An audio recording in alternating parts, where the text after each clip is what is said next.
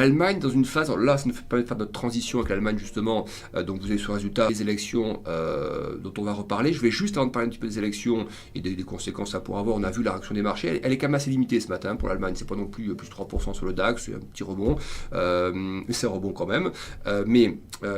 L'aspect macro, je voulais en parler avec vous parce qu'il y a eu pas mal de stats ces derniers temps sur l'Allemagne, notamment la semaine dernière, alors on va pas toutes les montrer à l'écran, mais vous avez grosso modo des PMI manufacturiers un petit peu meilleurs pour l'Allemagne, à 46 et quelques, le mois d'avant c'était 45. Alors 46 c'est toujours en dessous de 50, donc c'est toujours contracté pour le secteur manufacturier allemand, mais ça fait déjà quelques mois qu'on observe une stabilisation à la baisse, à la dégradation en fait. C'est-à-dire que le PMI manufacturier allemand ne se dégrade plus, il est toujours contracté, donc c'est-à-dire qu'il n'y a pas d'expansion d'activité dans le secteur manufacturier pour autant, mais la dégradation depuis quelques mois semble-t-il, a cessé. Donc, est-ce que c'est un premier signe de début de stabilisation de l'économie allemande?